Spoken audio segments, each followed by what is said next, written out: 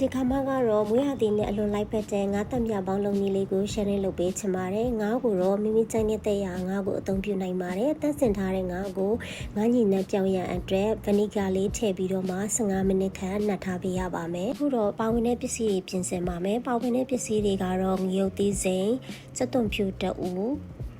တမြဒီတစ်လုံးနဲ့တစ်ချမ်းနနံပင်အနှဲငယ်ဂျင်းစပယ်လင်တို့ပါဝင်ပါတယ်ဂျင်းကိုအခုလိုမျိုးခပ်တူတူလေးတွေလှီးပေးထားပါမယ်နနမင်းကိုတော့အခုလိုမျိုးခပ်ကြမ်းကြမ်းလေးတွေလှီးထားပေးမယ်တမြာဒီကိုတော့အပွားနဲ့အလှဆင်ဖို့အတွက်အခုလိုမျိုးအကွင်းလေးတွေလှီးထားပေးပါမယ်နောက်တစ်ခုတော့အခုလိုမျိုးအစိမ့်လေးတွေလှီးထားပေးမယ်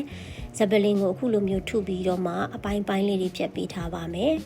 ဗနီဂါနဲ့စိန်ထားတဲ့ငါးကလည်း15မိနစ်ပြည့်သွားပြီဆိုတော့အခုလိုမျိုးရေဆေးချလိုက်ပါမယ်ပြီးလို့ရှိရင်တော့ငါးကိုဟိုဘက်ဒီဘက်မှွန်းထားပေးလိုက်ပါမယ်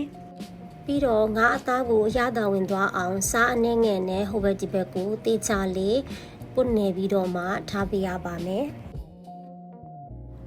အခုလိုမျိုးစားနတ်ထားတဲ့ငါးကိုမိမိထည့်ပေါင်းမဲ့ပကံတစ်ခုတည်းကိုပြောင်းထည့်ပြီးတော့မှငါးကိုပေါင်းပါမယ်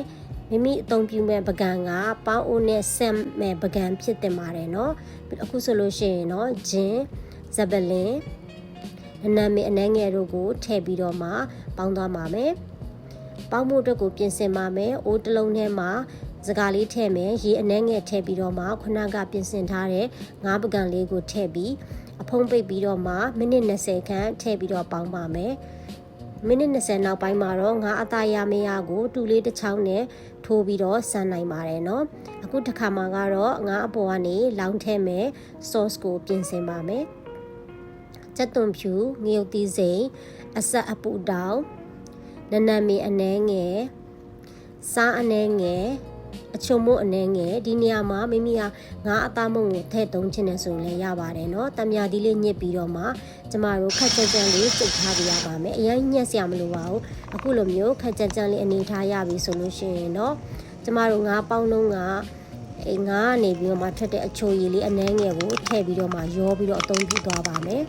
အခုဆိုရင်တော့ sauce လေးလည်း ready ဖြစ်သွားပြီဆိုတော့အပေါ်ကနေ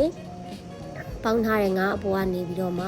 ဖြူပြီးတော့မှထည့်ပါမယ်ပြီးရင်တော့ပထမဆုံးလီထားခဲ့တဲ့တံမြသီးအကွင်းလေးတွေကိုထည့်ပြီးတော့မှအလားဆင်ပါမယ်အခုဆိုလို့ရှိရင်တော့တံမြနဲ့လေးမွေးပြီးချင်းဆက်တဲ့အရသာရှိတဲ့ငါးတံမြပေါင်းလေးကိုရရှိပါပြီရှင်အဆုံးထိကြည့်ပေးကြလို့ကျေးဇူးတင်ပါတယ်နောက်ဗီဒီယိုမှာပြန်တွေ့ကြပါမယ်နော် Thank you bye bye